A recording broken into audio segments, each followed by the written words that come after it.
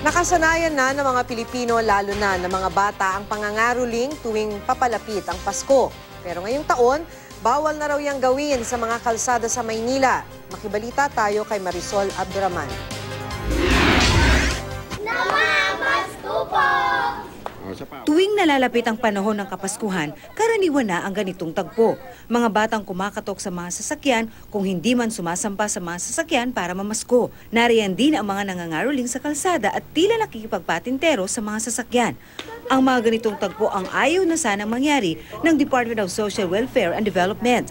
Kaya hiningi na nila ang tulong ng mga lokal na pamahalaan para pigilan ang pamamalimos at pangangaroling sa mga kalsada.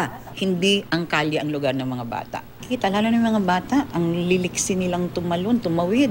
Pero hindi natin alam na anything may happen to them at ayaw nating worst, no? Ang ayaw natin yung mangyari na ikamatay pa nila yung kanilang pagkarol sa kalye. Suportado ito ng mga lokal na pamahalaan sa Metro Manila.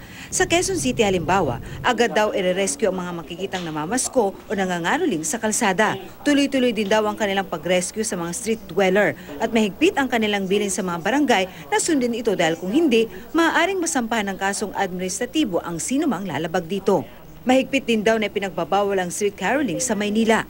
They cannot do that in the middle of the street, okay? Sa bahay-bahay lang. Hindi ligtas na lugar ang kalsada, lalo na sa mga bata. Hindi biro ang panganib na maaaring mangyari sa pamamalimos rito o di kaya ay pagkakaroling. Kaya pakiusap ng DSWD at mga lokal na pamahalaan, huwag konsintihin ang ganitong mga gawain. Marisol Abduraman, GMA News.